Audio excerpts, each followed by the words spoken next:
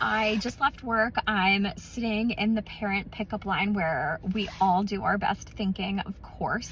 And I'm just reflecting, because it's the end of the week, on hot topics that kind of came up in sessions this week. And one that came up that is pretty frequent is sleep. And I'm not sleeping. I don't have energy or motivation during the day. So we talk a lot about sleep hygiene in therapy, which is pretty much a clinical term for bedtime routine and sleep environment. What are we doing that negatively impacts our sleep, and what are we doing that supports really good, healthy, restful sleep?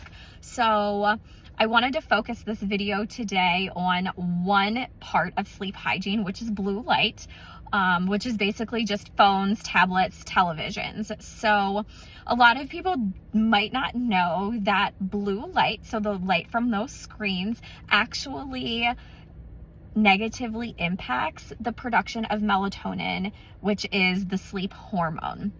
So that's not so good. So in an ideal, perfect world, we would shut our screens off 2 to 3 hours before we go to sleep.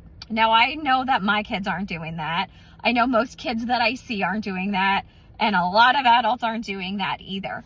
But while that's a really big number, I think 30 to 60 minutes before bed is a fair time to shut that down. We also really want to avoid laying in bed and scrolling to fall asleep, watching TV to fall asleep, sleeping with the TV on. It's really not getting us away from blue light to be helpful for sleeping. So let's try to turn it off. Let's try not to take our phones and tablets to bed with us. Shut those TVs off when we're sleeping.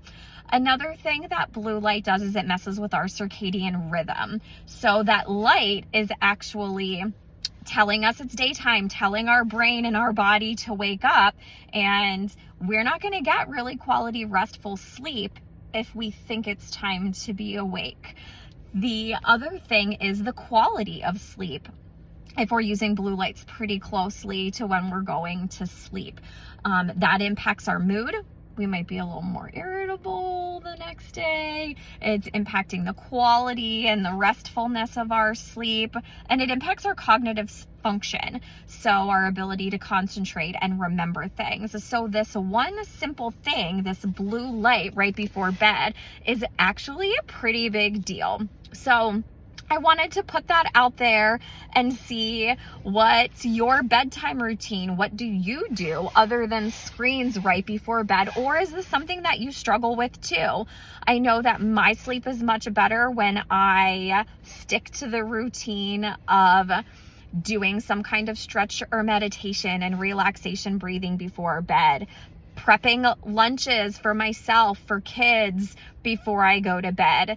That's getting me away from that blue light, and it's also setting my morning up to be less anxiety filled than if I'm scrambling to do stuff at the last minute.